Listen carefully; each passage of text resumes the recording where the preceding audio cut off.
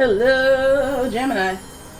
It's umomgtarot, and this is your How Will Our First Date Go tarot card reading. Some of you guys are going on that date. You're anticipating that first date, that first meet, that first hey. And you want to know how it's going to go. Because you right now you're in googly eye mode. You're like, let me see their sign. Let me look up their sign. Let me look at pictures of them. Let me size up the exes. You're doing the most. You're out here. And you're wondering, how's it going to be when we actually, do that thing, do that first date? What we gonna do, what we gonna do, what we gonna... Oh my god, if you guys know what song that is just based on the please let me know in the comments, because that will make me laugh. Love laughing. Alright, let's have a look at the vibe. Let's have a look at the vibe of the person we're talking about with the zodiac cards, and then we'll do a tarot card reading. Here we go, Gemini. Your first card, boom. You got that Taurus energy. And the energy around you shows the abundance of nature. It is rich, earthy, and productive, yet relaxed and slow. So some of you guys going out with a Taurus or a Taurus vibe, very macho, very high testosterone, female or male, don't matter, very high testosterone. That means they got a mouth, that means they're blunt, but also they're looking for love, that love they can depend on and protect. And they're also very about their finances. Let's have a look at your next card. You got Capricorn, more earth energy, slow and deliberate. Slow and deliberate. Okay, this person may move slow. This is an observer. We have an observer on our hands. The energy around you shows this, it's serious, materialistic, and hardworking. It shows the abundance of nature and cautious ambition. Dramatic pause. Squinting pause. Wow, my eyes are going, hey? I used to be able to read that from anywhere. I could go to the washroom and still be able to read that. But now I'm squinting, guys. Getting old, getting old. We got Aquarius energy. The energy is freedom-loving, rebellious, idealistic, and technological. You're throwing me for a curveball, a loop, or whatever. Right? We have two earth signs and an Aquarius. Well, that's weird. Well, it's not that weird, but Capricorn and Aquarius is like revolutionary energy. It's like Aquarius has the ideas, the vision, and Capricorns have the energy to carry out that vision. They're dangerous. They don't have a good vision, especially being rebellious and all. Now we have that Taurus energy, and that's like that bouncer energy. Anyone interferes, talk to my Taurus. What, do they have a weapon? Yeah, that weapon is their mouth.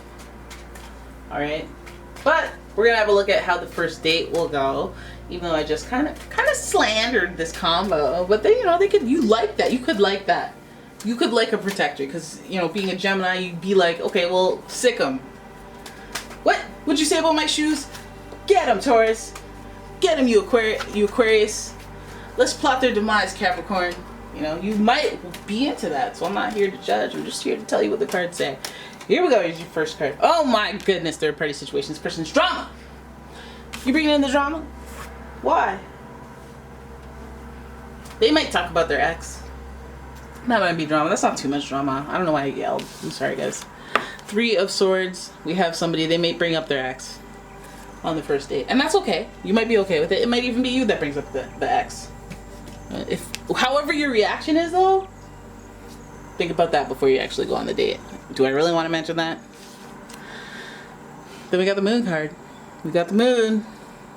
It's in reverse, so there could be some secrets. And third party secrets. I feel like this person... Listen, if they bring up their ex, great. Make sure it's still actually an ex. Because they got some secrets to them. Some of you guys I see are on the dating apps. The lowest form of humanity. Even though I'm on there. Then we got the Six. Okay, dude, this person. We got the Six of Swords. Trying to move on. They're trying to move on. They're still in their feels. They still have feelings for the ex. They're trying to move on. They got hurt. They got cheated on. And they might be bitter about that. Still very bitter. Very hard. They're trying to move on. Now, does that make you feel like a rebound? That's up to you. Do you have an agenda? Do you have an agenda that you don't mind this situation because you're like, I don't care, I'm not looking for Mr. Right, I'm looking for Mr. Right now, or Miss Right now, or whatever.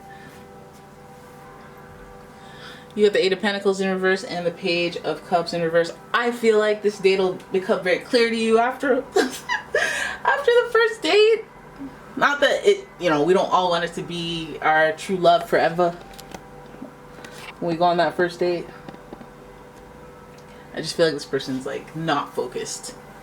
They're not focused on a relationship or working towards a relationship. We see what normally is a very committed, loyal, you know, relationship savvy, deliberate person is distracted, and they're distracted because they're trying to move on from their last relationship where they got either cheated on, or they cheated, or they still have a relationship. But either way, it's a third party situation involved with this person, and that's really what's distorting their perception on reality. That's what's really making them feel like, oh well, people cheat, so I'm salty, or like they might have some hostility that you sense. You're like, you're not. I don't think you're good right now. I don't think you're good for a relationship. I think you're still caught up. And that's okay, you know. That is okay that you're caught up because we all go through it. But right now, you shouldn't be sitting in front of me because you need to come correct. I have empathy for what you're going through, but don't sit in front of me. Don't get to the date and be all like, I am not a guidance counselor. I'm not a therapist. I'm looking for love. And you seem to be caught up in the past. You seem to not be able to move on from your past, even though you're trying.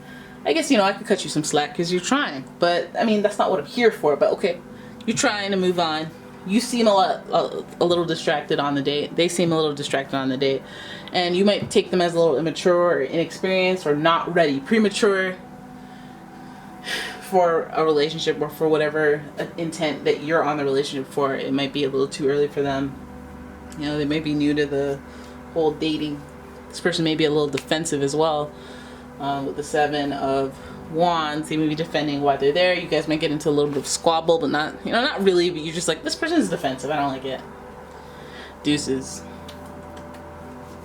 Right? Some of you are like, should I even go on the date? I'm like, yeah, do it. Do it. Do it. You need experience points before you get to your one and only anyway. So the more points you get, the better. Why not? Yeah, this person's stuck.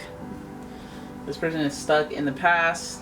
They're in their own way. Like, people can move on a little faster. I think that people can have empathy for both moving on quickly, not moving on quickly at all. But that's just where they're at.